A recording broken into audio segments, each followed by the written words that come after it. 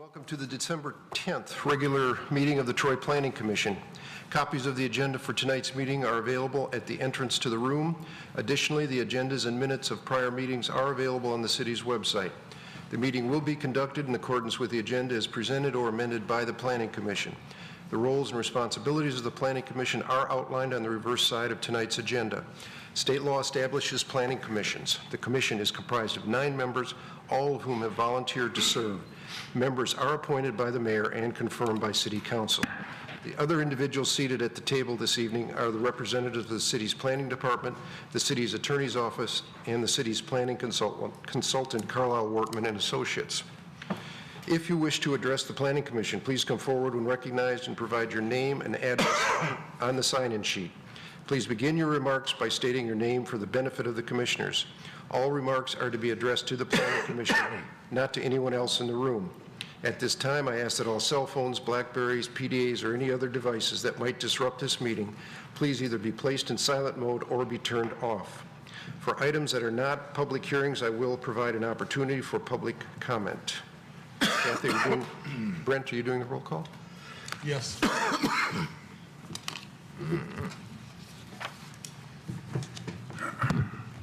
Mr. Edmonds. Here. Mr. Hudson. Here. Mr. Kempen. Here. Mr. Krent. Here. Mr. Sanzika. Here. Mr. Shepke. Here. Mr. Schultz. Here. Mr. Stratt. Here. Mr. Tagle. Here. All right, item number 2, approval of the agenda for tonight's meeting. Move the agenda as prepared, Mr. Chairman. Support. Mr. Sanzika supports. Sorry. Mr. I'm fixated on the screen here.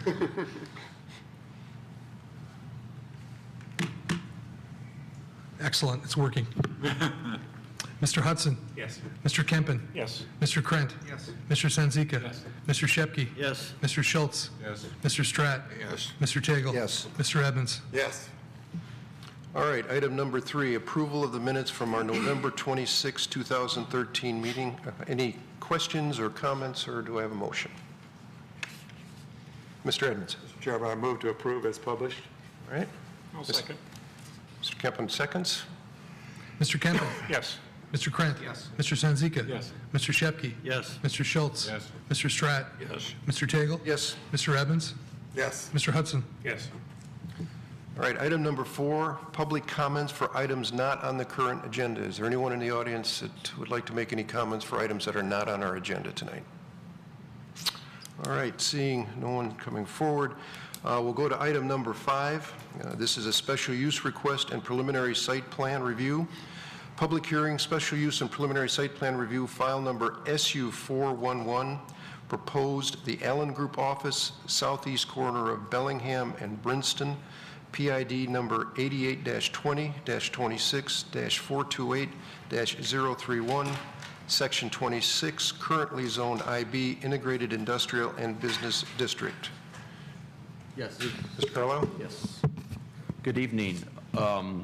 The first item tonight in front of the Planning Commission is a site plan special use approval for a 6,000 square foot warehouse and office building with accompanying outdoor storage. The use of the site is going to be for a general contractor. The outdoor storage will include area for smaller construction vehicles and minor construction supplies and materials. The parcel is zoned IB, which does permit office and warehousing uses. However, outdoor storage is a special use. The building is located on the corner of Brinston and Bellingham Road, and the outdoor storage area will be located in the southwest corner of the development. The outdoor storage area is going to be screened with a 6-foot-high brick screen wall and will be served with 2 operable gates. The primary access to the outdoor storage will be off of Bellingham Road. The development and the building does meet all setback, height, and area requirements.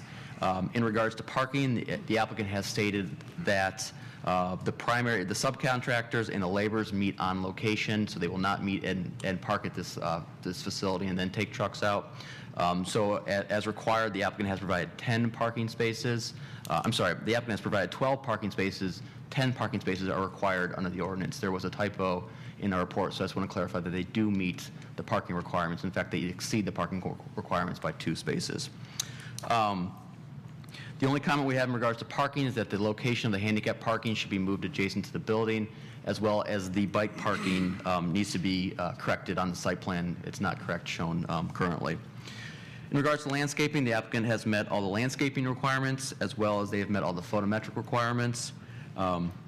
We have asked the applicant to provide a detail of the outdoor screen wall for us to review tonight, as well as color renderings of the proposed building.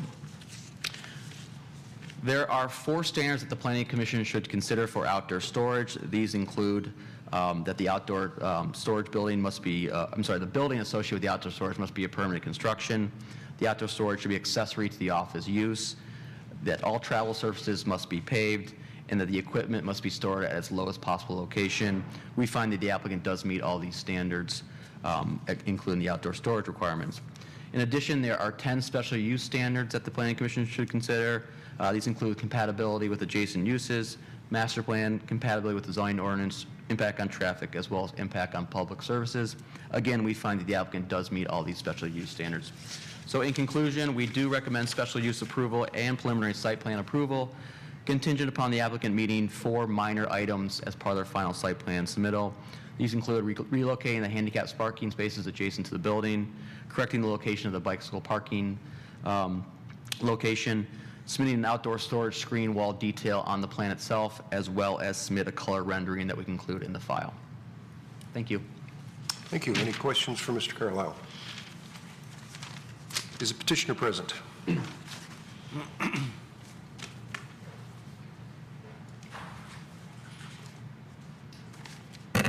evening. Scott Bowers, Bowers and Associates Architects.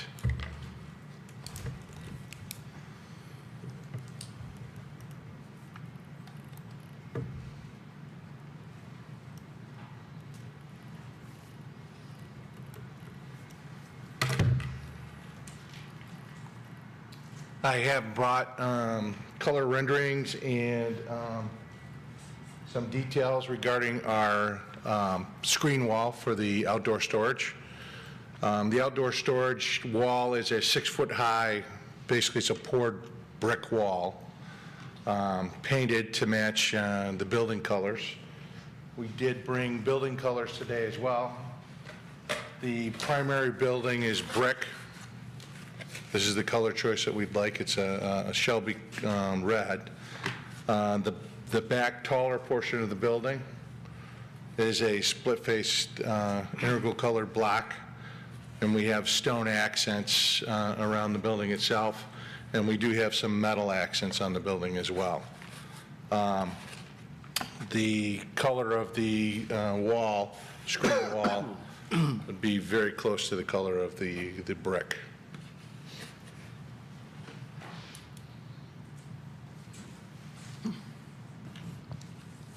Elevation-wise, I have rendered all 4 elevations.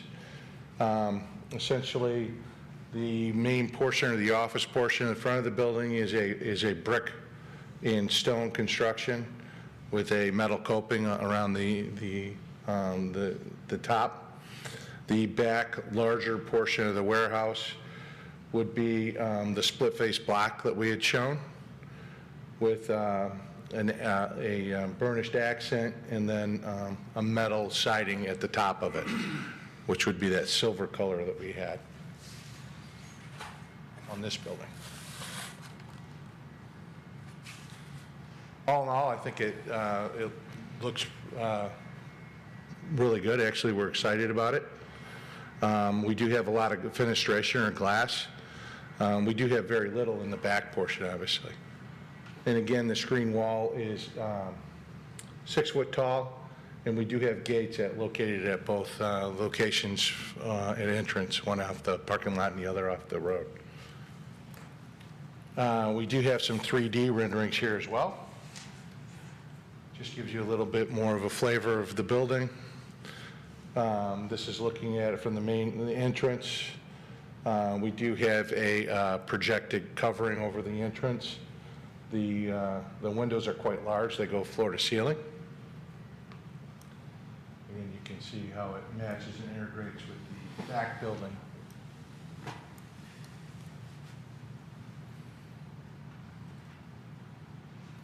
Thank you. Any questions? Yes, Mr. Krantz. Just a quick question on the enclosure, the outdoor storage enclosure. You said it's a poured concrete brick. Can you elaborate a little bit on that? Because is it a mold? Does it have a texture? It's a form, it's an actual brick mold inside both sides of the form. So when it's poured, that brick is imprinted into the concrete. So it actually has a relief, much like the wall behind you. Be the same kind of running bond. So is it poured on site? It's poured on site. Poured on site on a footing, and then the paint is applied afterwards. It's not part of, you don't color the concrete then? We can do colored concrete, I don't know if It's just. Colored concrete. Yeah, if you can see, is it painted, the surface? If it was going to be painted. Well, it's a stain product, Okay. but you're right, if you do chip it off too deep, it will show. Okay. But it's, but we can do an integral colored concrete, it's not a big deal. I just don't want it to look like. We don't want it to look appealing ratty either, so. 8 years from now, that's, okay, thank you. We did, per Mr. Carlisle, we did move our wall around because when you do some of these wall types, you can end up having no man's land of who's going to take care of what. So we did maneuver our walls because we wanted to have that best look and position. Thank you. Yes, Mr. Schultz. Can you go back to the prior photo? It appears that the gates will also have an opacity, is that correct? They will have color? They'll have a colored slat in them, but they won't be masonry or anything. No, there. I understand not masonry, but we're not going to Right, be able to see you through it. see through them, no. Okay. Anyone else? Yes, Mr. Yeah, I used to work for a plumbing and heating contractor over that had an office on Brinson, and I think this is a great fit for the neighborhood over there. I think that I think this is far superior to many of the buildings that are over there right now, and it looks like something to be proud of. Thank you. Well, if you'd like to have a seat, I'd like to open the public hearing. If there's anyone in the audience who would like to come and speak on this project, please step forward. Seeing no one, we'll close the public hearing, bring it back for discussion and/or motion. Yeah, Mr. I'd like to Senzi. make a motion, resolve that the special use approval, preliminary site plan approval for the proposed office building and outdoor storage yard located at the southeast corner of Ellingham and Princeton, PID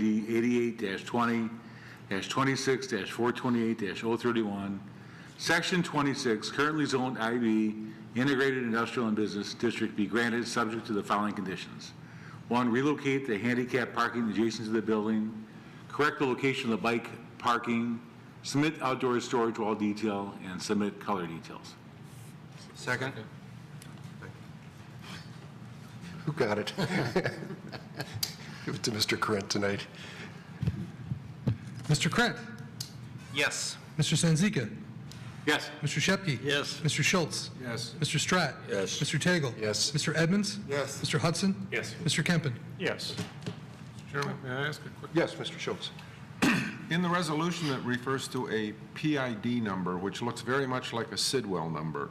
Is a Sidwell number now called a PID number? Yes. Okay. The reason, there's no building there yet, so there's no address, so we use, but yeah, we typically refer to, most correspondence I see internally refers to it as a PID number. Okay. Mr. Chairman, I was just curious, what type of contractor will be in the building? What type of work does he do? General? General contractor. Thank you, Mr. Bowers. Thank you. My compliments. Very nice job. All right, next item, it's a rezoning request. It's a public hearing for rezoning application file number Z745, proposed Amber Town Center townhomes and lofts, west side of Livernois, north of Town Center, 3409 Livernois, Section 21, from O Office District to BB Big Beaver District. Mr. Carlisle? Yes, thank you. The next item is Amber Properties. The applicant is requesting a rezoning of the 1.2-acre parcel, which is located at the northwest corner of Town Center Drive in Livernois. The applicant is requesting a rezoning from office to Big Beaver Form-Based District. We do know that the site is surrounded by office to the north and west, community facility to the south, and residential to the east across Livernois. We do know that much of the residential across Livernois is currently vacant at this time. In regards to the master plan, the site is designated as Big Beaver in the master plan. The Big Beaver designation does provide for higher density, vertically integrated mixed use, commercial office and residential uses. And the master plan does encourage an increase of residential units both along and in proximity to Big Beaver Road. We do find that the rezoning is consistent with the recommendations of the master plan. In regards to development potential, it's been well noted the higher vacancy rate in the office market currently in Troy at this time.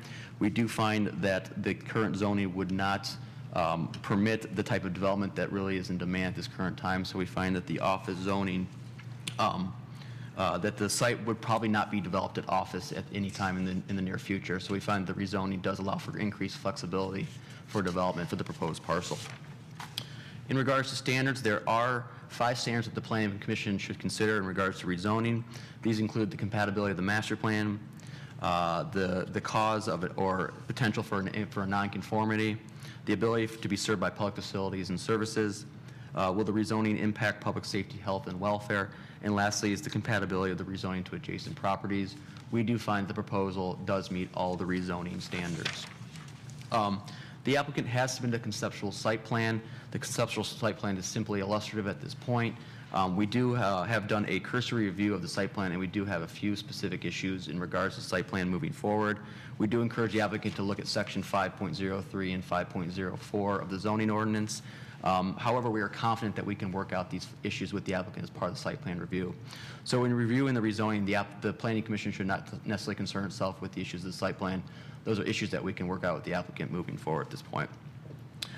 So in summary, we do recommend approval of the rezoning. We find that the request complies with the master plan. The form-based district would permit a greater flexibility for the development of this parcel. We have noted the abundance of office vacancy in the surrounding area as well as the city of Troy. We do find that the rezoning is compatible with surrounding land uses and zoning. We find that the site can be adequately served with public services. And lastly, we find that the application meets all the rezoning standards in the ordinance. Thank you. Thank you. Before we start any discussion, Mr. Hudson, would you like to bring up the... Yes, I would. I think the commission members should know in the past I have represented Amber companies. It's been a while since I've done that. In my conversations with them, there has never been a hint that this property has been purchased or planned on developing it or of anything of that nature. I don't think I have a conflict. I note that Mr. Dennis Cowan represents them. They have separate counsel. I don't think I have a conflict, but I would leave it up to the commission to make the determination whether I should participate or not. Thank you. Any questions or comments? No? Yes, Mr. I don't Stratton. have any problem with his staying in. Is that a consensus? Is there Yes. anyone who want to discuss? Okay. Don't see a problem. Thank you. You're in. All right. Any questions for Mr. Carlisle and his report?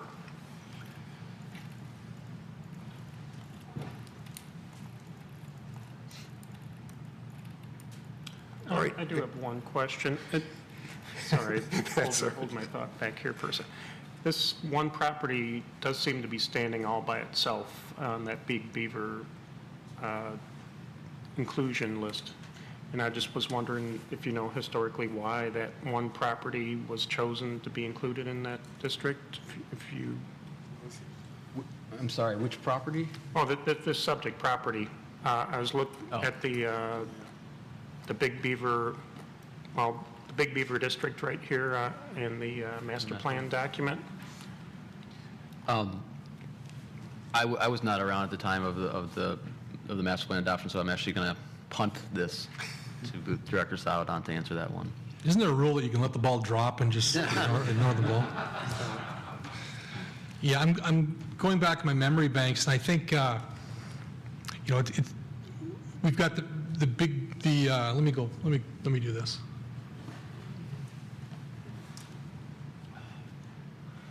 So what Mr. Kempen's talking about is you see this big chunk of Big Beaver here, then you see this little isolated parcel up here. I think it actually includes more than just this parcel that's here, but it is nonetheless an isolated kind of a zone. I believe the challenge was between the body of the Big Beaver Corridor District and this isolated piece here. You've got the community center, which we felt that it probably wasn't going to be redeveloped anytime soon because of the history. And then how to treat that property along the north side of Town Center Drive. And I think it made sense to pull the Big Beaver requirements that far north so you could help create kind of a gateway and a sense of place along that entryway into the Civic Center campus. That's, I think, what the reasoning for it. Mr. Hudson? Maybe I could add a little bit, not much. I was part of this commission when we did the master plan. And that parcel was the only parcel which had a residential home on it. It had been abandoned for many years. It looked like a miniature jungle there. The other buildings on Town Center are office buildings. It's commercial. To the north of this parcel, there are an optical and a physical therapy building. Then you have residential. So I'm thinking it was just our thought that was an orphan parcel, and it should probably, if it's going to be developed, hopefully as part of the Big Beaver District. Thank you. Does that help, Mr. Kempen? Okay, that does help. I mean, that was my thought, that because it was all surrounded by the Civic Center area, that it would make sense to do that. So I was just wondering how it landed. Okay, I'm satisfied. Good. Any other questions? Is the petitioner here? Please step forward.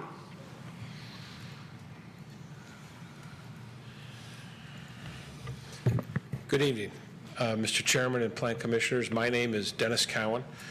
I am with the law firm of Plunkett Cooney, and I'm very pleased to be here tonight representing Amber Properties Company. And with me, step forward, is Jerry Amber, who's a principal and continuing the family tradition started by his father and uncle in 1960. I can't underscore how excited, and I don't say that very often being an attorney, we're supposed to be calm, cool, and collected, we are about this project. I have watched Mr. Amber and his company develop many of orphan parcels in Clawson, Berkeley, and Royal Oak. We have taken parcels that, I don't have a lot of vision, he does, and turned them into something very special and very desired, especially in the young professional community.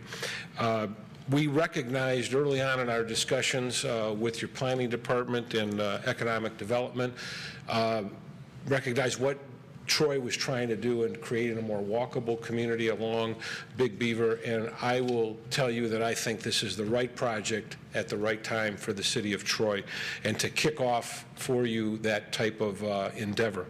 I do want to thank and take a moment to thank Brent and Ben and also Glenn Lapham in Economic Development, because without their encouragement and their guidance, we wouldn't be here today. But they helped show us a path, not the path of least resistance, but a path to get before you with this rezoning request.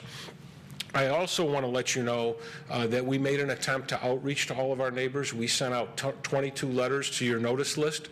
Also, while they are not on the notice list, we recognize that Westwood Park is a subdivision nearby. We did contact Mr. Steve Schnell, who's representative. We didn't hear from anyone, so I hope no news is good news, but it's a public hearing and everyone is welcome to come, and the sign was posted. So we are very pleased to be here. Ben stole a lot of my thunder. I think you received a letter from me, which is part of the record. I'm not going to reiterate all of those points, but we do believe we meet the master plan, the compatibility, and the other factors with respect to this particular rezoning request. And we do believe we'll be able to deliver ultimately with your future approval tonight and future approval of the site plan, an excellent product. Mr. Amber and his company really specialize in reaching out, I would say, in the upscale market. Their properties are very much desired. They have an extremely low vacancy rate, and I will tell you, he's very tough on the financial end and making sure people qualify, so the right kind of people are moving into the developments. But I'm going to kick it over to Mr. Amber to tell a little bit about the company and what we're trying to achieve here at this particular location. Well, thank you, Dennis. I'm Jerry Amber, and the Amber Properties, this one here, we began in 1960, my late father and uncle. I was telling Dennis before the meeting, our first Amber Apartments were 1960 at Coolidge Highway and 14 Mile, and since then we have now 23 properties, Royal Oak, Clawson, Berkeley, and Troy, about 1,200 units. We're trying to provide a product that is unique in the market and yet is what our customers are telling us they want. And it's the loft-style architecture, the many of the features that you don't find in some of the older buildings that we have from the 60s, 70s, and 80s. Our new, young, professional tenants want all of the amenities and all of the features and all the niceties that we are now building into the new buildings in Royal Oak and Clawson, and our thought is, why not Troy? And that's why we're here today. And the site, this is the concept plan that you're looking at. It's modeled a lot of the similar building, though not the same building, in downtown Royal Oak on North Sherman Drive near 11 Mile in Maine. We see that as a good example of the type of building we're thinking. 5 stories plus a mezzanine level, many of the loft-style amenities, exposed ductwork and open web trusses, and some of the things you don't see much, but we're having it as part of the building. The building has garage, so we'll have a mix of units that are both townhomes, apartments, and lofts. Inside parking provided for many of the units, and so I'm happy to answer any questions that you may have of the concept. We have the architects, the SHW group, working on the design as we speak, and we hope to meet our deadline of submittal on the 10th of January to go forward with the site plan approval. So I'm happy to answer questions you folks may have. Thank you. And I just want to remind the Planning Commission that we are not voting tonight on the concept plan. We're voting on the rezoning. So they submitted a plan, and Brent felt it appropriate that that be presented to us in part of our package, but it's not what we're voting on tonight. So with that, if you have any questions for the petitioners? Yes, Mr. Grant. I realize this is nothing, we're not designing your site, Right. nothing to do with the buildings, but I've watched your company since the 1970s, not the 60s, from the 70s on, and every development I see is done very well. It looks presentable decades later. I'm pleased that you're coming in here. One quick question, whatever happened to the grass pavers adventure you went on? It didn't get very far. It was before its time. In hindsight, my late father was involved in, before the whole ecological movement, the idea of having porous pavement parking areas, and he was very active in that area. And now, 30, 40 years later, you see it everywhere. And I just commend you again, Right. ahead of the curve, things that we hold dear as far as water management, and that's a wonderful mechanism. Right. I'm glad you sort of led that ahead of time. Years ago. Yeah. Mr. Sinzi? I was just curious, you said that there'd be 5 stories? Yes. And I would just concerned, we've had issues with 5-story buildings on major thoroughfares before, or close to that, and how the shadows would affect the neighbors in adjacent buildings. Have you looked at the shadows and how that would affect the adjacent properties? Well, we're going to be developing a line of sight drawing for the appropriate time that we'll get into that. But we have tremendous line of trees, 55 feet tall, to the north near the residential. So we think we're far enough away that there will not be any effect. And we'll have a line of sight drawing that will demonstrate that. I see. So how will the buildings be stacked? I mean, obviously there'll be, Well, I'm just curious, I know it's not part of the site plan, but it's, this is the downtown Royal Oak building that I mentioned, built in 2011. This is the front and this is the rear, Dennis, if you want to pass a few out. The concept, remember, building is still being designed. The concept is we want to have a mix of unit styles. And we want to have townhomes with inside garages, 2-bedroom, 2.5-bath. We also want to have apartments, studio apartments and 1-bedroom apartments, and lofts. So there'll be a mix in this particular building, and the first 3 floors would be townhomes with an elevator serving the 4th and the 5th floor. And the 4th floor are apartments, and the 5th floor are the lofts, and the lofts will have terraces. If you'll notice at the top of the photographs, you'll see some rooftop terraces, and they'll be able to look out over the Troy Community Center and enjoy the outdoors. Mr. Chairman? Yes, Mr. I'd Stratton. just like to also commend you. I think that this is exactly what we need, and the walkability and the proximity to all the activities as outlined in the letter that we received, I think is going to be well received, and I think that as far as I'm concerned, this is excellent. Well, thank you very much. We see it that way too. When we learned of the availability of this parcel, we thought right away, this is the place to be, and jumped right on it. Mr. Edmonds. Yeah, when I saw this on the agenda and in the packet, I was really, really pleased. I think this is be really great, especially so close to the Civic Center and the Community Center, the library, you know, all that's within walking distance, and I commend you very much. Well, thank you, and we see it the same way. The site is a great site. Anyone else? Thank you. This is a public hearing. Is there anyone in the audience who would like to come up and speak? Yes, I would. Hi. Sign in too, sir. Thank you. Sure.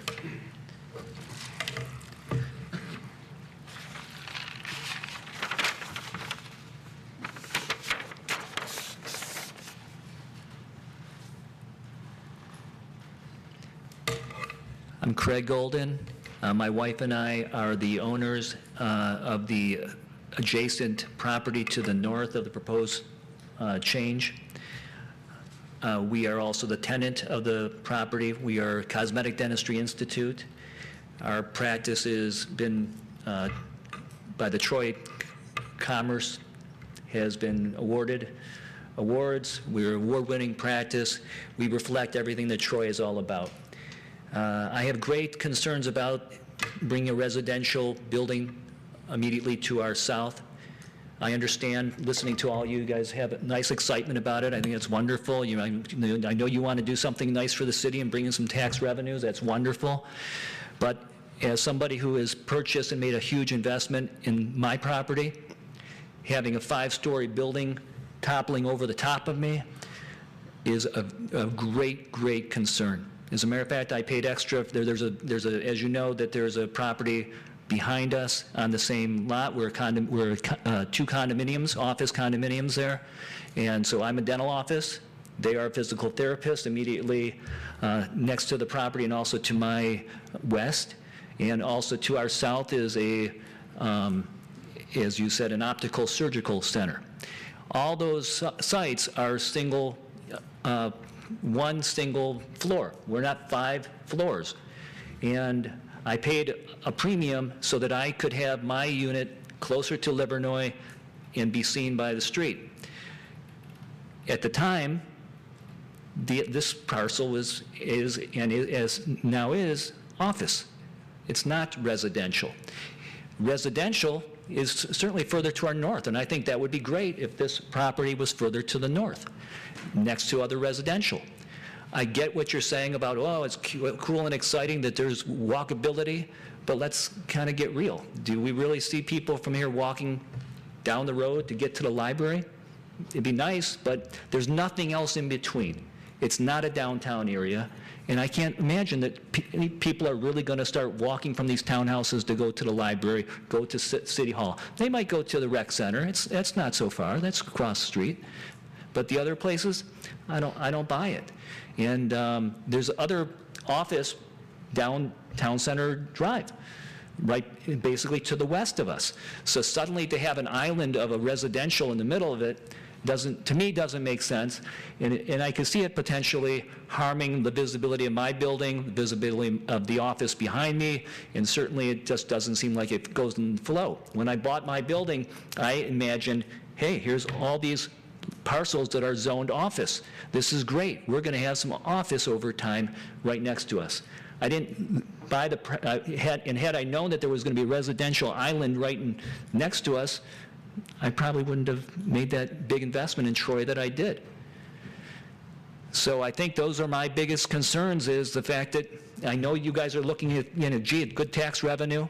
I'm looking at it as being a negative for any of the offices that are near me and by me, and I'm assuming if they're not here to make public comments that you're probably going to get letters in the mail if you haven't already.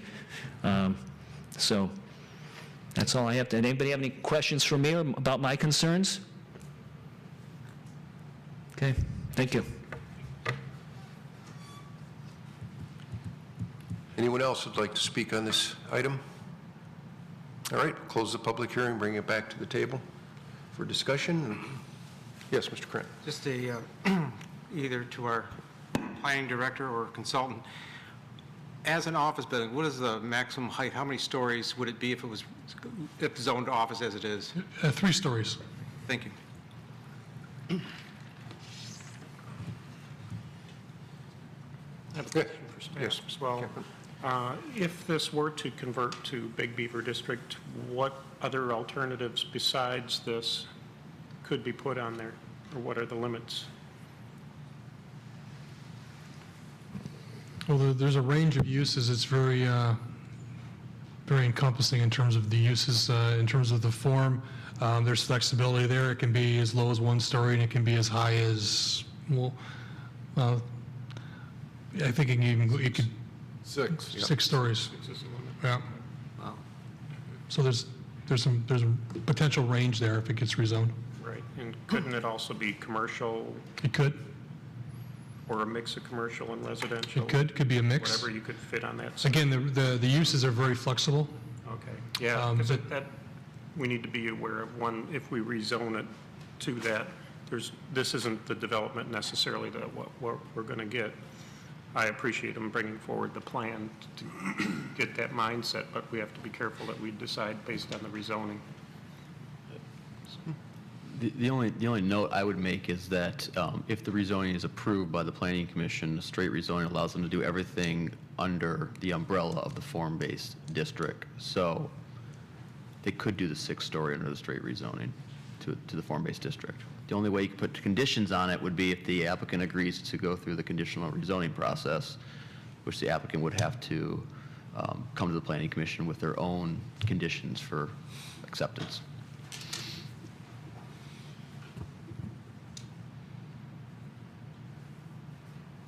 Any other discussion? Yes, Mr. Schultz. I do think that this is a good and reasonable development as outlined. The key thing is we are proposing a rezoning at this point, which then gives this developer or a future owner of the property carte blanche to go 72 feet instead of the proposed 60 and a half feet for the existing building. And that gives me some concern, because we're rezoning a piece of property, and as we all know, when we rezone a piece of property, we're buying a pig in a poke. And we've had several pieces of property rezoned with conceptual plans, and then suddenly they come back with a completely different concept for that piece of property, or an immediate sale of that piece of property because of the zoning. So I'm a little concerned about the potential 72-foot height, 6 stories. 5 stories is pushing it. 6 stories is on a 1.2 acre piece of property. It's going to look kind of like a sail on a sailboat, I'm afraid. I agree. Mr. Edmonds. Does the developer know when the site plan will actually be ready? I think he had mentioned January 10th he would like to submit something. Is that correct? pending your action tonight, we're prepared to file January 10th, assuming we get the rezoning approved by the city council, because we have to have a public hearing in January. I think it's a two-step process, two-meeting process. But in anticipation, Mr. Amber was going to submit on January 10th for the February Planning Commission meeting, one of the meetings in February. So we would, be moving pretty quickly, and he has already authorized the design with the architect. Mr. Chairman, piggybacking on what Dennis just said, we would announce this item on the 16th of December, the city council meeting, and announce it for a January 13th public hearing. So the gentleman who's in attendance this evening and anyone watching on television could attend the January 13th city council meeting and make comment at the public hearing. Thank you. And if I could just add, all Amber Apartments does is apartments. They won't be bringing a commercial location, and I can just say that everything he's ever said that the company said they're going to do, that's what they're going to present. And I think Brent and Ben would tell you all the concept plans and everything have been very consistent. We're not in the business of trying to trick or anyone, and especially the Planning Commission. We have to come back to what he said today is what you're going to get on January 10th when it's submitted. Thank you. Thank you. Mr. Shepke? Yes, I'm all for a walkable community. I'm all for doing something with this piece of property. I am concerned a little bit about the height, the 5 or possibly 6 stories if this is rezoned. I know this is a rezoning, but the flow coming downtown center off Livernois, I don't know if this really fits this piece of property with a building of that height. So I have my concerns, and that's basically all I wanted to say. Thank you. Mr. Edmonds, did you have a comment? Yes.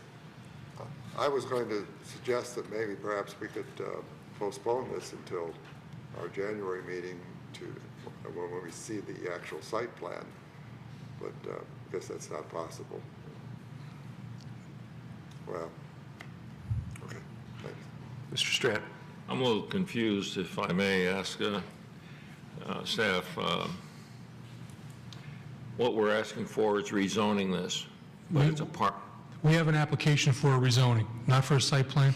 Mr. Carlisle mentioned it in the presentation.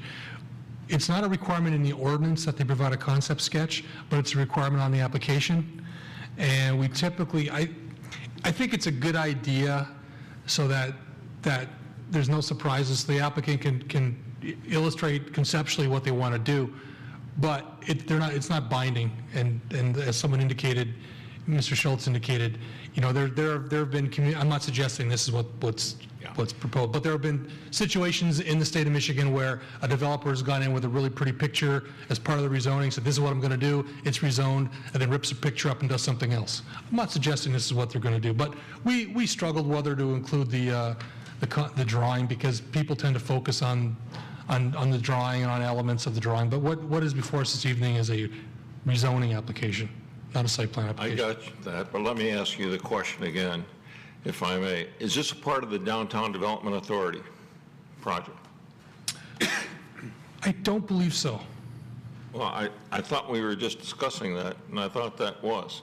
Big Beaver District. Big Beaver. Part of the Big Beaver. Big Beaver, yeah, but not you said the Downtown Development I did Authority. say that, yes, but it's not. No. But it's part of the Big Beaver. Big Beaver, yes. Okay, as a part of the Big Beaver, it's part of, I think, form-based code?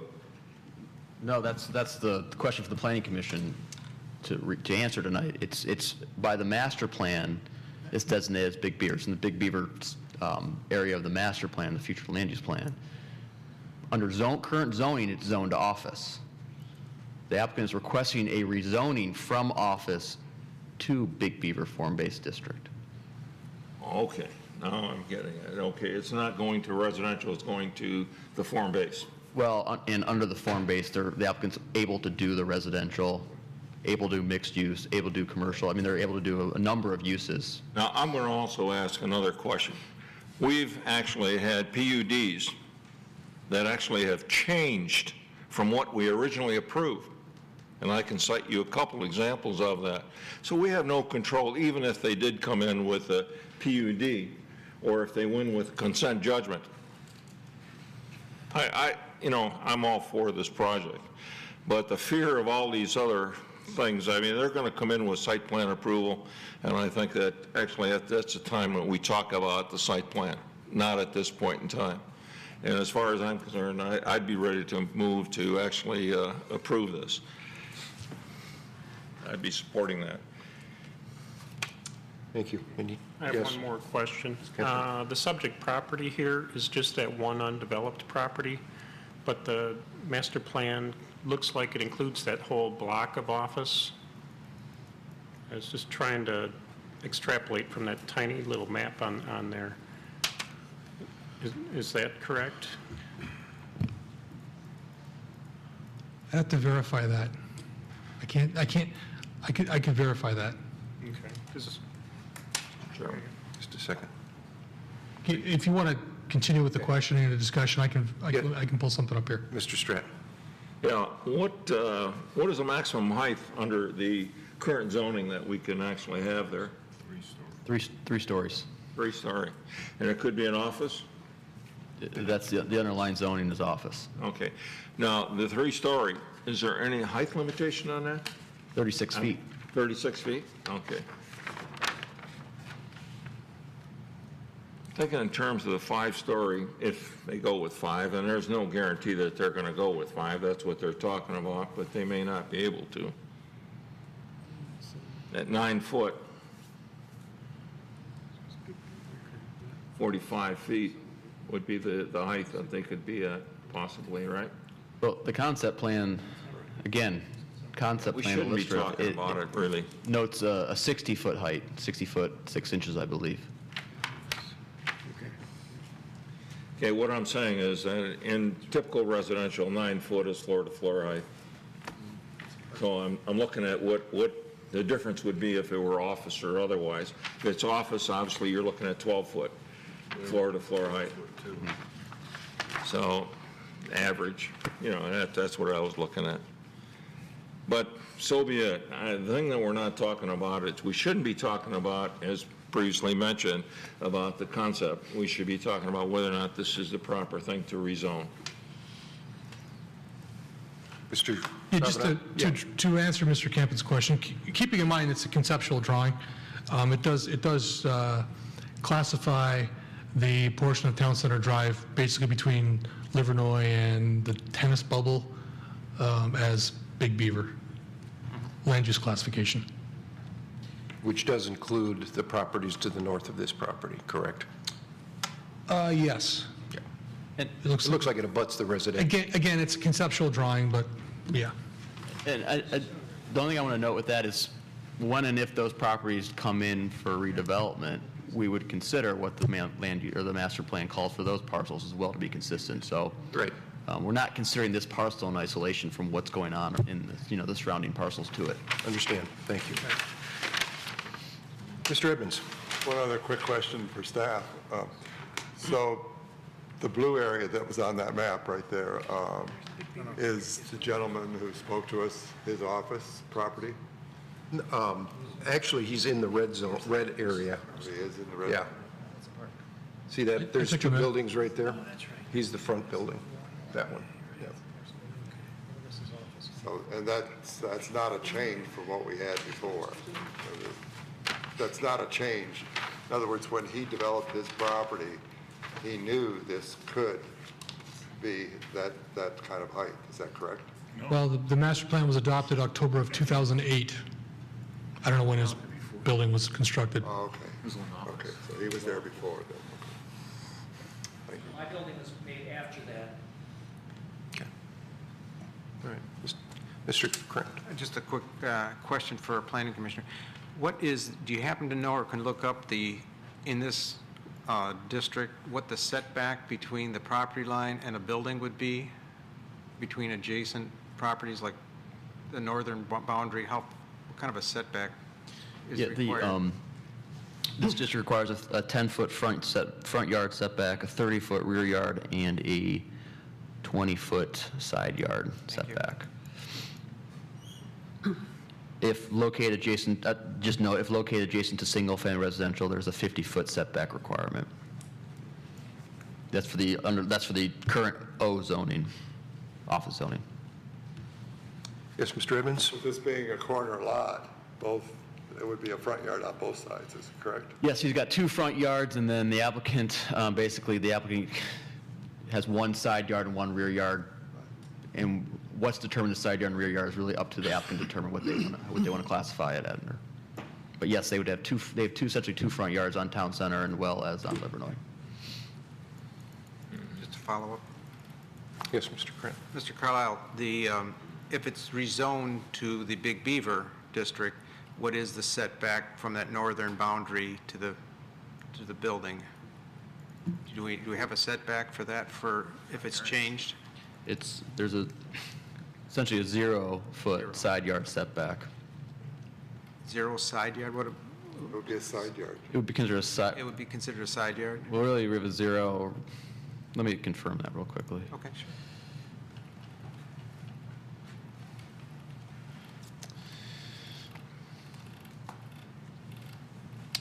Yes, a 0 side yard and a 30-foot rear yard. So depending on which one he determines as his rear and his side, it would affect what that setback is from that property line, both the northern as well as the western property line. Right. Okay, thank you. Yeah.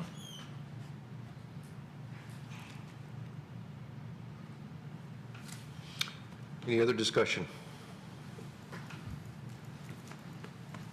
Would somebody like to make a motion? Just to confirm, did you open and close the public hearing? I believe I did. Okay. Did I, Kat? Yes, you did. Yes. Well, hang on just a minute, sir.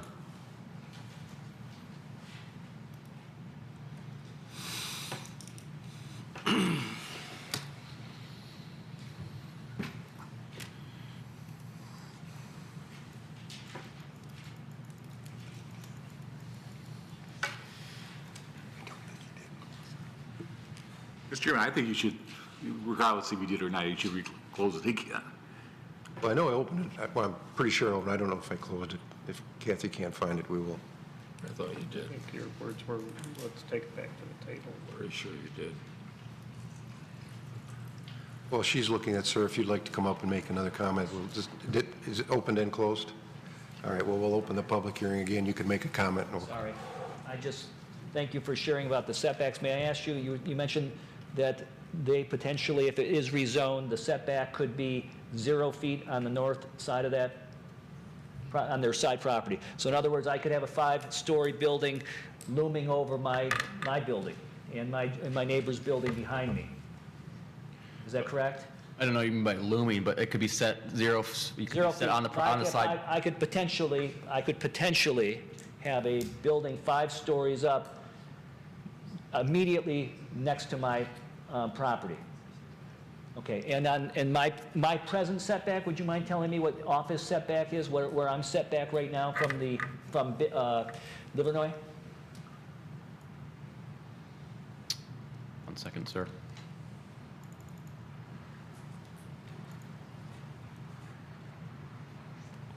Your setback from Livernois, your front yard setback is a minimum of 10 feet. Minimum of 10 feet? So the setback on the front would at least be the same? Their front back, it's a different way of regulating. It's called a build-to line, which essentially requires them to be built close to the street. So the minimum is, the build-to line there is 10 feet. So they could be up to 10 feet from the property line. Because I'm sure I'm further back than 10 feet from... I'm just telling you what the setback is for the office zoning district is 10 foot. I don't know what your building is. Okay, understood. And obviously my concern is what's happening to what potentially could happen if it's rezoned to essentially on my south side, my entire south wall. Could be some type of something, whether it's this company or it's some other company. And I guess you guys have mentioned potential concerns that if you do rezone it, it may not end up as this project. And you could potentially open up a can of worms that maybe you don't want to. So I hope you'll take that into consideration. I know Troy needs the money. We want to bring in some additional tax revenue, but I don't think it's fair to the rest of us who have invested in our buildings and our offices to put a residential where Troy originally said, no, we don't want residential, we want office here. Okay, thank you. Thank you. Now we'll close the public hearing again. Mr. Stratt. Yeah, in all due respect, and I really respect the problems and the possibilities, but I have to look at it from the standpoint of what is best for the entire city. And that's what I'm looking for. And I'm sorry, but, you know, as far as the site plan, as far as the view, I think it could be an office building that could actually block all of the view of the adjacent property owner as well. So regardless of what it is, whether it's residential or whether it's commercial or whether it's office, if there was a concern about blocking and having the exposure, the option was there to buy the property and protect yourself accordingly. But I'm looking at what is best for the city as well, and try to protect all the neighboring communities as well. But my concern is what is best. As that being said, I'm all supportive of this particular project. Thank you. Mr. Krant, and then we'll get Just you, a Mr. quick Campen. thought. As our planning director has mentioned numerous times, Troy is at that point in development where virtually every unused property has now become a problem property, meaning that we've got these isolated holes that we need filled, and the reason they probably haven't been filled in the last decade or so is because they were a problem property. So knowing that's what we have to work with, it is a difficult decision, but I see the impact between an office building 10 feet from their build line and a 3-story. In this one, we don't know what they can build right to the line. Technically, maybe if this development ceases to exist in 60 or 80 years from now, they could build to that line. That is a concern. But looking at again, so many of our problem properties, we've come up with solutions we hope that are the best solution. And I think this will be an asset to the city, so I'm going to be in favor of this project, or this rezoning, I should say, project. Thank you. Mr. Kempen. Yeah, I tend to agree. I think that the city is getting filled up, and this is the sort of ongoing redevelopment that we're going to be looking for in the Big Beaver District, and this is a section of that property. So given the caveats of, well, what the potential risks are with the rezoning relative to what the opportunities are for rezoning, I think maybe that this should be approved, but that I think it may be too small. I think realistically, as we look at the master plan rewrite and some of the other stuff, I think some of these rezones need to be done in a broader sense rather than just as a specific request. I'm going to probably vote for it. Thank you. Any other comments? Mr. Carlisle, there was some discussion about setbacks and where, in the Big Beaver District, what are the front yard setbacks? Or setback? There's no setbacks in the Big Beaver District. It's a build-to line, at least on the front property line. Depends on the building form that they choose. The minimum is, the maximum actually build-to line is 10 feet. Okay, so you're saying that maximum, the building's 10 feet back? However, under one of the building forms, which the applicant actually appears that they are trying to construct this under, allows up to 60 feet from Livernois. That allows for one row of parking, but that parking has to be adjacent to the building. As shown on the conceptual plan, the parking is adjacent to Livernois. That would not be approved at this point. So at anywhere between 10 and 60 feet is where that building would be set on Livernois. The intent of the Big Beaver District and the intent of all the form-based district is to put the building as close to the front property line as possible. So we've encouraged the applicant to actually move the building closer to Livernois to create that presence, the pedestrian connection, and the walkability that we're looking for. This is something that we're going to be working out with the applicant as part of the site plan review, provided that the rezoning is approved by the city council ultimately. You're getting to the point I'm trying to make. Talk to me about town center then. Same, because the gentleman here is concerned about a building being built on his property line, or on and I just don't see that being the case. No. If we rezone it. You know, The intent here, what the intent of the district is really, would be to pull the building as close to the corner of Town Center and Livernois. So it could be increased buffer to the property to the north, but create a larger presence on that corner. In addition, this property is in visibility of Big Beaver, and so we want from Big Beaver, it would be much better to have a presence on that corner of Town Center Drive to create that, to create the walkability and the pedestrian orientation that we're really desiring. So we're continuing to have discussions with the applicant on that. Furthermore, engineering, I didn't want to get into this much detail about the site plan, but engineering has expressed some concerns about the location of the access point that they've shown on Town Center, which is close to Livernois. We have concerns if they put the parking where it's required to as this building form, whether that access drive would actually be as part into the radius of the Livernois intersection, under which would not be approved by engineering. So as presented, this building form would not be approved, and I'm not sure engineering would approve this as well. But again, these are details that we think we can work out as part of the site plan review process. Thank you. All right. Someone like to make a motion? Mr. Edmonds. Resolved that the Planning Commission hereby recommends to the City Council that the O to BB rezoning request located on the west side of Livernois, north of Town Center, 2409 Livernois, in Section 21, being approximately 1.22 acres in size, be approved for the following reasons. 1, the request complies with the master plan. The form-based district would permit greater flexibility in use and development of the property. 3, the abundance of office district property in the city has been well documented. 4, the rezoning would be compatible with surrounding zoning and land use. And 5, the site can be adequately served with municipal water and sewer. Mr. Stratt, second? Yep. Can I make a comment? Yes. I'm going to have a real problem supporting this.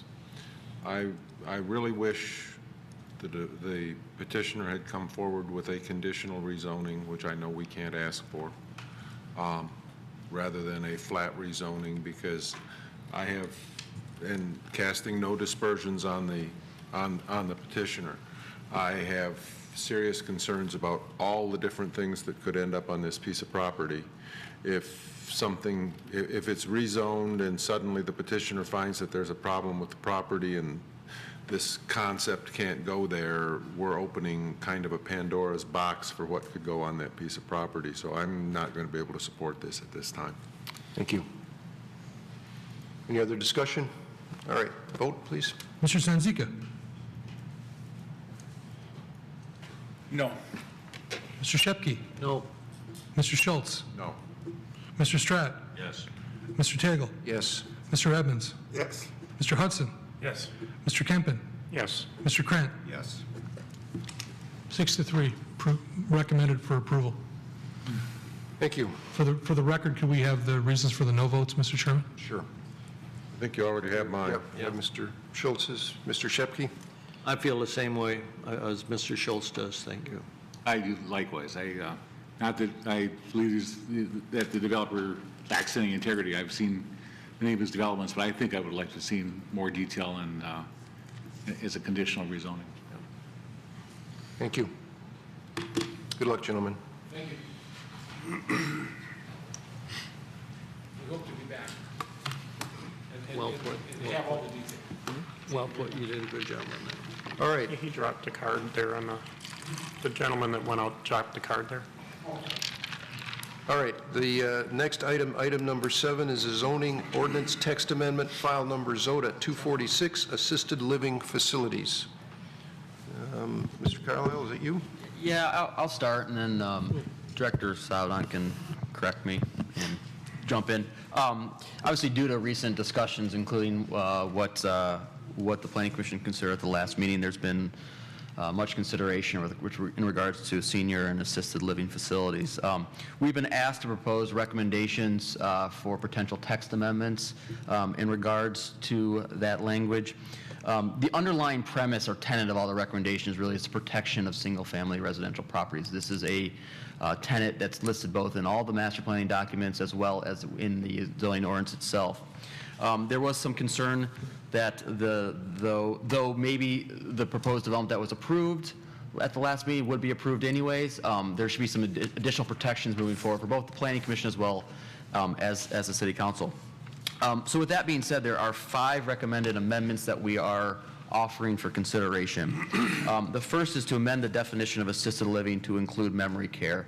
One of the issues that came out in the discussion was memory care was not specifically listed in the particular, or in the use of assisted living. Just for clarification, we think that provision should be added in the definition. As I noted, memory care really is a standard now under the assisted living facility, and most are not built without a memory care unit, and really it is a component of that use. So we want to just add clarification by adding that into the definition. The second consideration is require assisted living as a special use in the R1 districts. There's really two reasons why we recommend this. First is it does require notification as well as a public hearing, so this allows for ample opportunity of public involvement in the decision being made. And secondly, it allows the Planning Commission to give an extra layer of review for the development, and simply can't be they meet zoning, so let's approve it kind of development. So it allows the Planning Commission to have some considerations as well as put conditions necessary on the proposed developments. The third is that require all senior assisted living facilities to be located on a major mile road and require all access to those properties to be located on major mile road. This does 3 things. One is ensures the facilities are located on major mile roads, which are better equipped to handle increased potential traffic increases as a result of the development. 2, it ensures that the facilities are not located interior to neighborhoods or interior to subdivisions and located along the periphery. And thirdly, it would reduce potential neighborhood cut-through traffic as a result of the developments. The 4th requirement is require a minimum of 3 acres. The reason for this would require large enough sites that could provide the necessary transition buffers and setbacks that might be necessary for a type of development as assisted senior living facility. And the last is to require a 50-foot green belt around all the property lines of this type of use. This is how places of worship are currently treated. Those are an institutional use that have some common nature to the proposed assisted living. And again, the purpose behind this is to provide adequate buffer and setback for these proposed uses. That our summary of our 5 recommendations. Director Salvador, if there's anything I missed that you'd like to add on to that, or we're open for any questions from the Planning Commission. If I could just add, maybe elaborate on the 4th point about the 3-acre site. I talked to the applicant for the Oakland Troy Senior Project that we discussed last week, and I asked him, what do you think is kind of the minimum parcel size that is realistically could be developed as an assisted living facility? And he said the way he answered it was, you really need about 70 residents, because if you're going to hire a director of the, to run the building, you can't do it with 10 people because you can't pay, you have to charge each resident too much to pay for the salary of the director as well as the staffing. It just makes more sense to be at least 70 people, and that has corresponding staffing and parking requirements. So 3 acres is kind of that's how we kind of came about the 3-acre measurement. Okay, thank you. Any questions? Mr. Sanzi. I'm just curious, with the 50-foot setback, could you meet that 70-unit requirement with a 3-acre site? I imagine if you're on 2 sides with residential, possibly it could, but I mean, if you had 3 sides, have you considered that? Well, if you use the example of the facility we discussed last week, they had room to shift the building a little bit, and they could have met all these requirements. The only one they didn't meet, I believe, was the 50-foot setback, and with some shifting, and it's only minimal, they could have shifted that building over and met all the requirements. Which way didn't they meet the 50-foot? They needed to shift the building to the west and to the what? The building met the 50-foot setback. The parking, excuse me. I misspoke. They need to shift the parking to the west and to the north to meet the requirement. How big was the site at Adams? 3.26 acres. And it was a 92-bed facility, not 70. They well over exceeded their setbacks on both Square Lake and Adams, so they could push the building much closer to that intersection. And that then meet the 50-foot greenbelt requirement. Can I add one more thing, Mr. Chairman? Sure. We put together a map showing potential properties. The green shows those properties which are non-residential, which could meet which would be permitted by right and would meet the criteria, and the blue shows those properties that would be special use. It's a little misleading because there's some properties here that realistically probably would not be used for senior assisted living. One of them is the cemetery. Another one's the airport. So, I mean, one's Beaumont Hospital, one's Sylvan Glen Golf Course. So if you really dig a little bit deeper, the language has the effect of reducing the number of parcels that could be utilized for these types of facilities. What we're really trying to do is strike a balance. Again, Mr. Carlisle mentioned we're trying to protect single-family residential. We're also trying to provide opportunity for various forms of housing types, including housing for the elderly. So we're trying to strike a balance. And, go ahead, Mr. Hudson. Just a question. Looking at your map at the Adams and Square Lake intersection, that little blue dot, is that the existing one we just approved? Yes.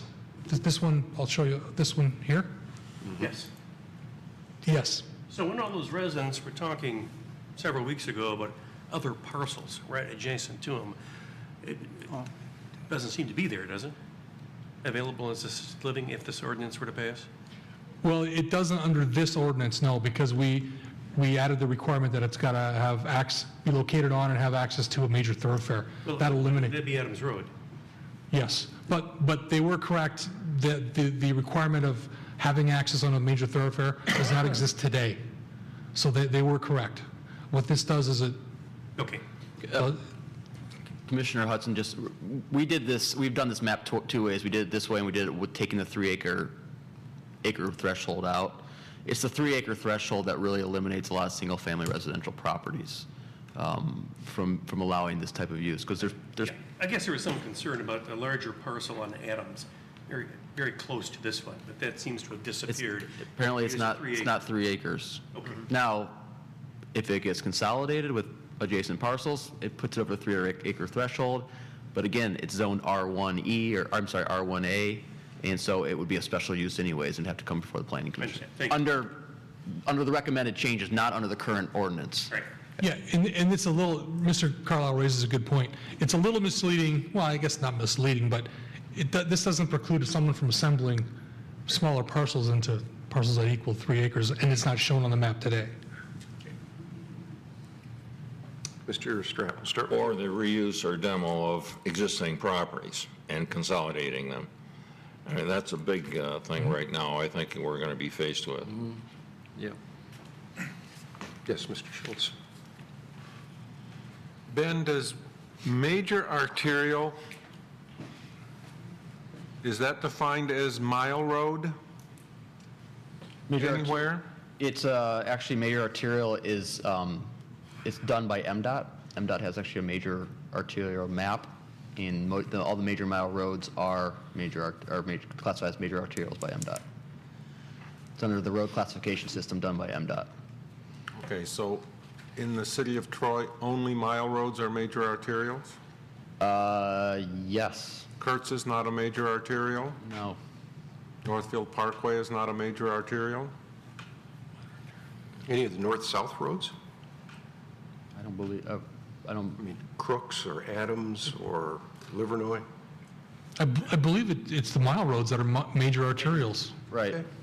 Which does include Crooks, Adams, You're right. Coolidge, Yeah. Dequindre, Rochester. Rochester, yes. Mr. Sanzica. How would the proposed amendment have affected the site that was approved last time? Special use approval. I believe they would have met every criteria as designed and approved, except the 50-foot green belt, but they could have shifted the parking in the building to the north and to to the west, and they could have met all the criteria. With the proposed number of units? I believe so, yes. They didn't, they shifted the building 10 feet to the west, and that was, Ben and I, with you and the planning commission, really had to work it to get them to shift the building, but they could have shifted it further to the west and to the north. So the impact of the green belt would be that the parking wouldn't be allowed within 50 feet of the property lines? Correct. Any site, really, we've classified any site activities can't be within that green belt. So parking, building, trash enclosure. And that's how places of worship are treated as well. They have the same requirement. Their concern when they shifted the building that they verbalized to us was the location of the drop-off canopy in relationship to the right-of-way. Mr. Shepke, did you have a question, comment? Yes, I have a comment. From what I understand, Mr. Carlisle, you're wanting to wrap the memory care unit and assisted living into the other senior programs that are available, like rehabilitation and convalescent homes. Is that right? No, that's not correct. There's a distinction between convalescent home, rehabilitation center, and assisted living. We have always classified memory care as a function or component of assisted living. Okay. The issue that came up was there's questioning because it wasn't specifically in the ordinance whether or not we constituted that. This is simply for clarification. It's not going to change how we treat those facilities. Convalescent homes are an entirely separate entity. They are regulated differently by the state. They're regulated differently in our ordinance. Right. You have to prove a certificate of need to get those facilities. These, you don't necessarily have to do that. So they're entirely separate from assisted living. We are simply talking about assisted living. Rehabilitation facilities are, again, a separate use from that. They're handled under a separate section of the ordinance as well. Yeah, because, I was a little confused. I watched a special on TV less than a month ago, and it was on memory care units and assisted living, and they were talking that they're of the complete lack of training that were required to care for these people, and no state and federal oversight. And it actually shocked me because they said this one, it named one company that they said this one company had over $1.2 billion worth of business a year in this area, and that they had more training in their job interview. That was probably the most training some of these employees got, and it actually shocked me. And that's why I wanted to make sure that I know that with a convalescent home and rehabilitation, there is state and federal oversight. And that's why I didn't want anything with memory care or assisted living to be wrapped up into anything with these other categories, because I really don't think that there's there's not much accountability to these businesses, and I think it's a shame. One thing, it's a shame because it's not there. Another thing, it's a shame because I'm old enough that I might be in there one of these days. So it's a two-pronged problem to me. Thank you. Mr. Savin, did you have something to add? I just wanted to say that the reason it's an important difference, one of the reasons that this is an important distinction, is that convalescent centers are not permitted in single-family residential, but assisted living facilities are. Thank you. Mr. Krant? Quick comment on the on page 3 of this report. On the that's the table that's shown in the third column. It said the title is MF, like in Frank. Is that what zoning is MF? Multifamily residential. Because on this is called multifamily residential, says MR, and I just have we changed the class? We changed the abbreviation, but not the name. Thank you.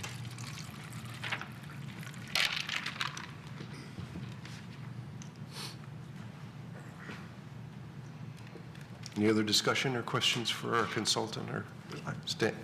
I've been fairly silent. I think it's an improvement, and I like the suggestions, and I'd like to go further and see it incorporated into a proposed amendment to the ordinance.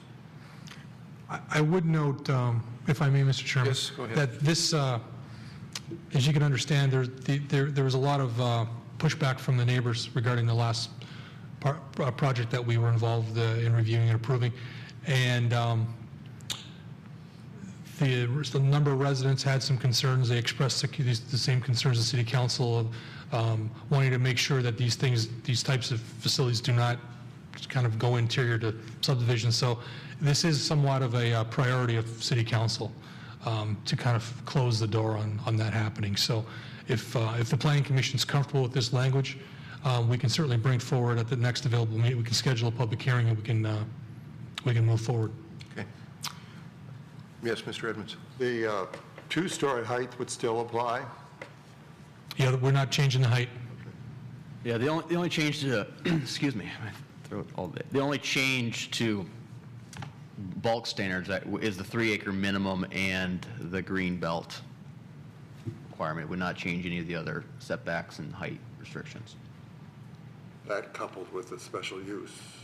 Yeah, I think I don't think I expressed that point strong enough of what the power of the special use really grants the Planning Commission.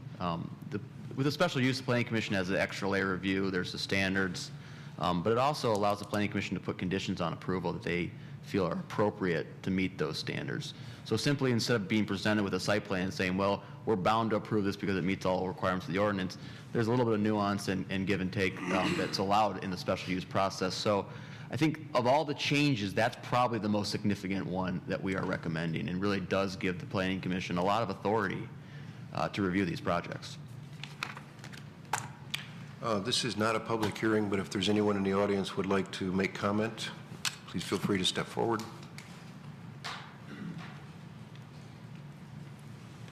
Good evening. Omar Shohaib, lived in Troy my whole life, except for when I went to school in Ann Arbor. And I'm currently in development. The family, we work with Choice Development Corp. That's our company. And I love what we're talking about tonight. Because when I was a kid, Troy was a sleepy town. Okay, great for families, great schools. But what's happened in the last 8 years has been great on Big Beaver, particularly, and it's following a trend. The walkability. And the other trend that we got going on, not only in Troy, but throughout the country, is the fact that our population is aging. I mean, that's a fact. And the population in Troy is flat or declining. We've been at about 81,000, I believe, for the last decade.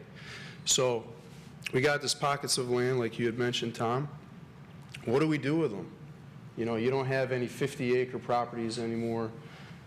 That probably will never happen. I know there's a real nice one on Long Lake, that's empty. It's not 50 acres, though. And I think the guy who owns that doesn't want to do anything with it.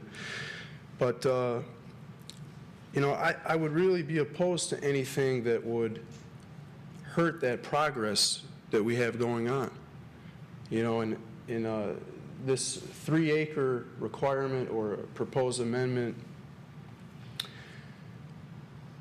I'm not saying it would make or break a senior family development, but why restrict it more? I think the concern was, among the residents who lived around that Adams Road and Square Lake property, was that there'd be a lot of traffic, and they didn't want to have that building around them. So, I'm not sure what the benefit would be of being sure that the property is 3 acres or more. In fact, that would create even more traffic. So if somebody wanted to do a development of 2 acres, perhaps, you're not going to have the issue with traffic. In fact, you're going to have less people living there. So the Greenbelt idea is good.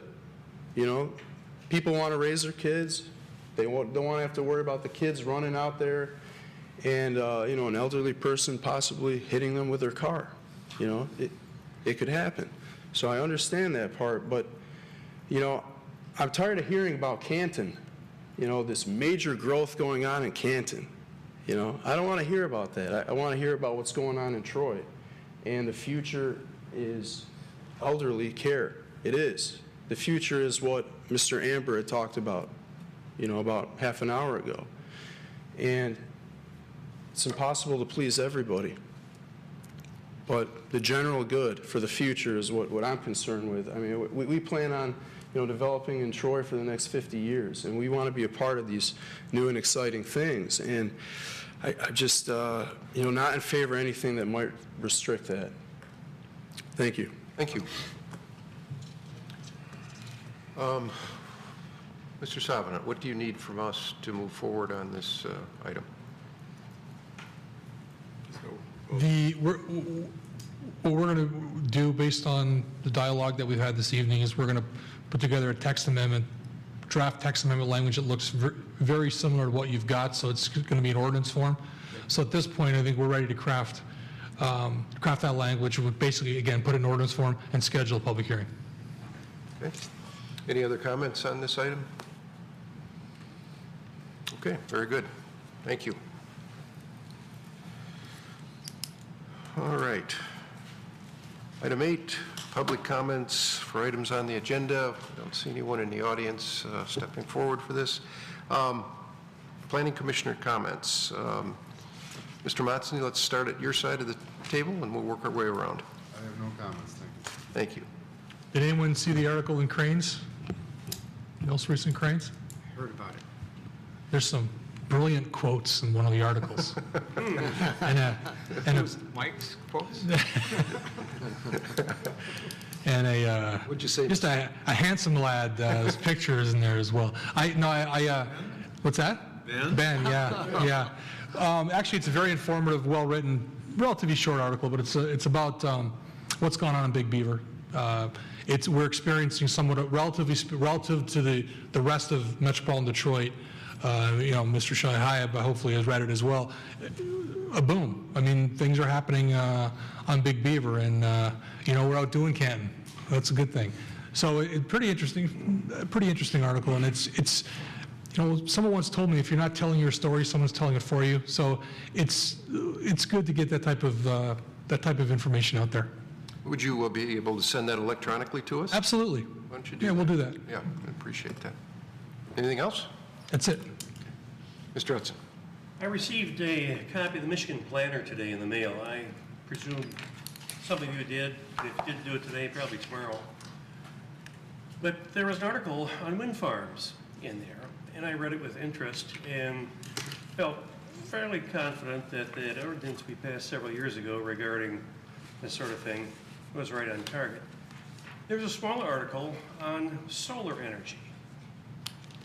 And I got to thinking, and we looked at the ordinance, and we've got a real 3-paragraph ordinance on solar energy. And one of them is, you can have by right, in any district here, a 40-foot solar panel. Now there's some conditions. If it's in residential, which is part of it, if there's a side yard or a rear yard or a front yard setback where we're going to see that tower, you've got to go to the city planner, zoning administrator, for an administrative review and perhaps an acknowledgement that it could or could not fit there. But I looked at, I think it was chapter 8, with the standards that the zoning administrator takes a look at, making a determination. They don't really fit, I don't think, the solar panel ordinance we have. I'd like to suggest that maybe staff would take a look at that ordinance again and maybe making some recommendations, bringing us up to speed. I don't think I'd like a 40-foot tower in my backyard or my neighbor's side yard. And I don't think I'm probably alone.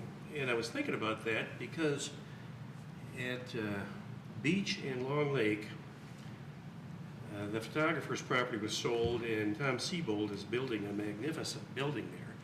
But in the front, with a little bit of coverage by shrubbery, he's got a pedestal with a solar panel array on it, which moves with the sun. Now, I don't think it's very efficient, but to his credit, he's got one in there, and I'm just thinking, it's not 40 feet tall, but it's pretty big. So maybe we ought to take a look and see if we can make some improvements if necessary. Thank you. Mr. Crane?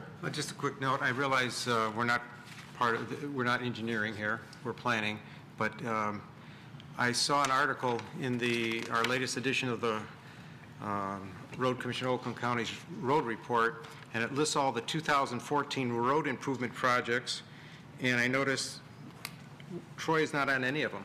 Is that, yikes, we're not getting improved for 2014? Kind of alarmed me anyway. That's my only comment. Thank you. Mr. Kemp. Well, I was told that my term is expiring on December 31st, and I was not renewed to be here on the Planning Commission, so this is my last meeting. So I wanted to take a moment to say thanks to all my fellow commissioners for all of your support while I've been serving here. I've learned an incredible amount, and I've really got to know a lot of you and appreciate all the experiences you've shared here, as well as, well, my experience here was very enjoyable, so. Well, thank wish you. all And I think the we- best. Mr. No Scott. comment. Mr. Schultz? I got a couple or three things. As most of you know, I've now been on the Planning Commission going on probably 12 years, and I attended Planning Commission meetings regularly prior to that. And about 14 years ago, there was a move by the then Planning Commission to virtually eliminate special use approval. A number of special use approvals were also reduced or eliminated with the new zoning ordinance, and I think not only assisted living, but I think there are probably other areas of the ordinance that we need to go back and review whether or not it is in the city's best interest to have special use approval. It gives us an enormous amount of power. Next thing is, the last couple months,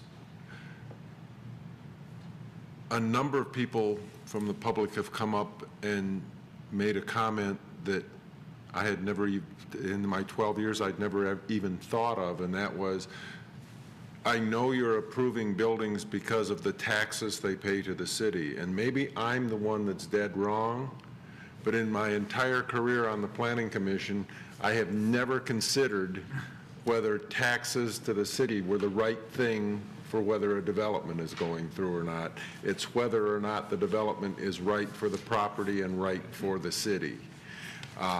So I just had to voice the fact that tax revenue is not how I make my decisions, and I don't think anybody on this commission does. And the other thing is, while we're talking about the changes to the zoning ordinance, something else that I think should be a high priority is reviewing the form-based district for Big Beaver to eliminate the buildings that have their windows completely obliterated. We now have a new building on the south side, and 2/3 of the windows on Big Beaver are black. It looks like an abandoned building because they didn't want their furniture showroom or their cell phone store to enter off Big Beaver. And we obviously left a hole in that form-based code because someone has found a way to beat the system and make the buildings up to the build line where they're supposed to be, but they sure don't look like retail stores from Big Beaver Road. Wondering if there's maybe something we could examine about transparency. We have a section, oh, I'm sorry. Go ahead. I don't want to go into too much detail, but you're correct. But there is a transparency requirement that they're required to meet, and we're working on it. That's really all I want to say right now. I'm done. Just before we move on, do you have anything you could share with staff as far as areas you think we should look at for special, that we may want to consider? Not at this instant. Okay. Well, if you do, please share that with them. I mean, you are, if not the senior, one of the senior guys. I don't know. I think service-wise I am, age-wise I'm not. Be grateful. I get to be the kid in one kid. Be grateful.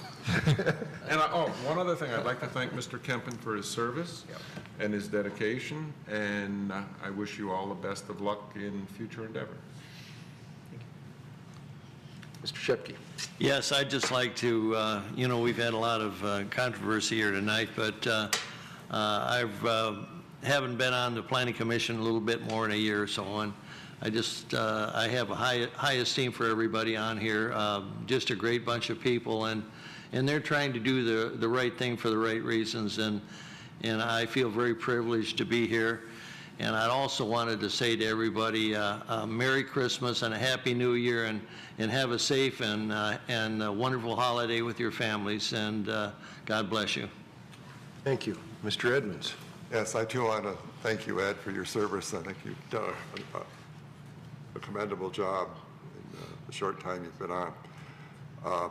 Secondly, I had an opportunity to re-watch the joint City Council and Planning Commission meeting, and I thought there was a really good exchange, and I'm looking forward to some more meetings of that ilk in the future. I think the only other thing, I also too wish everyone a very happy Christmas and New Year. Thank you. Thank you. Mr. Sanzica. No, I think, I just wanted to comment that I think the zoning ordinance is a living document. I think as we move along, there'll be changes that we find, and we should be able to tweak it. And I did see the city council meeting, I believe it was last week, and I think Mayor Slater mentioned that, and he didn't criticize us, I don't believe. I think he commended us for the fine job we're doing, and I think it's anything that we do, I think there's always room for improvement, and that's something that we should strive for. So I think that's just something that we should accept, and I think should commend the staff and our consultants on the fine job they've done in the ordinance. And this is the only thing that they can find that's I think it's very minor. One other point I want to make was a question on the 5-story requirement on the that we did encounter in Waddles and Rochester Road. I know that we moved quite quickly on the assisted living, but I think the 5-story issue is just as important an issue to correct as the assisted living. And I just wondered if you had any plans on moving ahead with that. You'll be seeing that soon. I guess that answers your question. Yeah, good. Oh, great. Could you give us a quick update on the transit center? One of our other favorite subjects. Or Mr. Watts. Watch what I do here. Pardon me? Watch what I do. The city lost, basically. The Supreme Court denied the application for leave to appeal, which means the Court of Appeals ruling stands, which says the city doesn't own the property, basically. So we have to acquire the property, and that's kind of where it stands. We might have to condemn it ultimately if we can't reach an agreement. So, What is the timetable? the timetable for, The condemnation. well, there's a whole process you have to go through under the statute. You have to make an offer to purchase, a good faith offer based on an appraisal, and that has been done. Has or has not? That has been done. And that was based on an appraisal, and I actually don't recall the amount. And a declaration of taking has to be filed with the county, and that has been done. So it's moving along already. So. Are we talking years or months or weeks? It all depends. There's a whole number of factors that could come into play. I mean, if it's resolved without filing a lawsuit, it could be quickly, but. Oh, I see. So, Yeah, Mr. Edmonds. Just a quick follow-up. Was the offer rejected? There's been no response to the offer yet. So I'd heard that it was rejected, At least in one article I read. Yeah, as far as I know, there's been no response to the offer. Thank you. Mr. Carlisle. I just want to thank Mr. Kempen for your service. It's been a pleasure working with you past year. Kathy, do you have anything? No. Well, Ed, I do want to thank you also. You've been very astute in your presentations here with us, and wish you the best in the future. I also just wanted to say I hope that everyone saw value in our joint meeting with City Council. We are definitely going to continue to have more of those and kind of work through some of these tougher issues. As it's been talked about tonight, a lot of the projects we're going to start seeing or have been seeing, and I've told people I can't remember the string of projects where this room has been filled with opposition as to it doesn't fit, it's too high, it's too big, it's too whatever. So yeah, I think more of working with council, just and again helping them understand why we do make some of the decisions we do. I mean, I still feel that this assisted care project was a good project for that property. I didn't see any issue with that as far as it encroaching on the neighbors, but I do think the amendments are a good move to tighten that up. So with that, I wish you all a Merry Christmas and a Happy New Year. See you next year.